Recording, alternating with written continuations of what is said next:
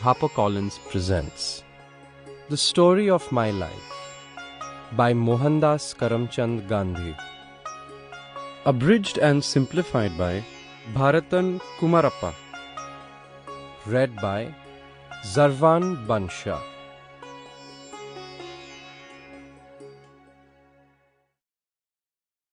Foreword.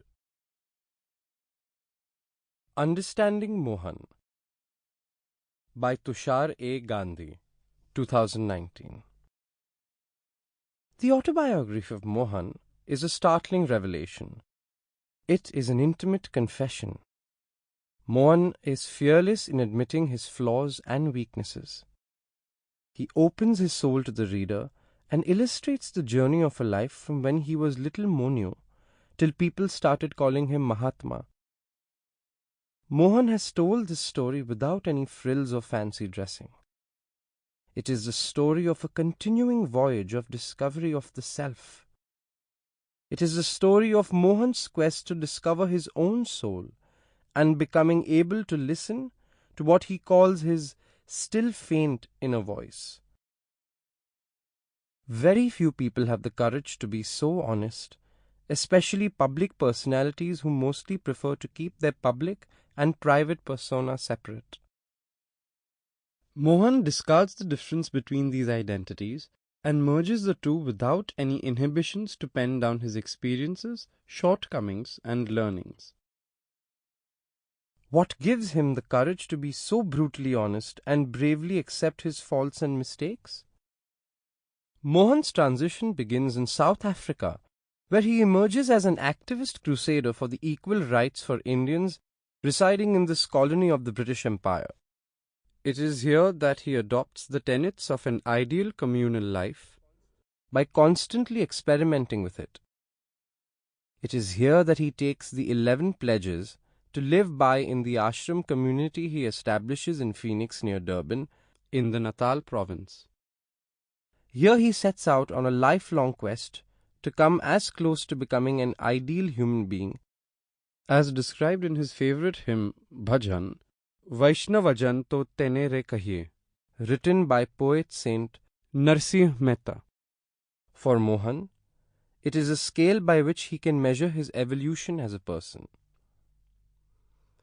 The 11 vows of the ashram are ideals by which a dedicated and sustainable community can follow a moderate lifestyle. Before one reads Mohan's autobiography, one must understand what influenced him and what are the ideas that brought about the change within him that ultimately led to his transformation. Ekadash Vrat, the 11 vows of Mohan. These are the 11 tenets by which Mohan lives and expects those who wish to join the ashrams established by him to live by.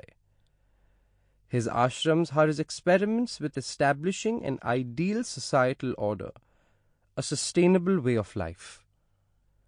The genius of Mohan is that these vows are timeless and have relevance even today. 1. Ahimsa, non-violence. Non-violence is a basic requirement to sustain life. There would be no life or civilization were it not for the age-old practice of non-violence. The concept does not merely imply the absence of conflict. True non-violence means not to violate any living being's right to live and respecting their right to thrive. Today, we are faced with a great challenge to our very own existence. Climate change is an irreversible consequence of our violence against nature. We are faced with a choice: non-violence or non-existence. From being a virtue, it has now become a necessity. Not leaving behind a heavy carbon footprint, choosing not to avail more than necessary of nature's bounty, not being selfish, not harboring prejudices, and understanding and respecting our differences. These are all examples of non-violence. When food is kept in a pressure cooker, steam builds up inside it and creates pressure that cooks the food. But the cooker can only bear a certain amount of pressure. Sample complete. Ready to continue?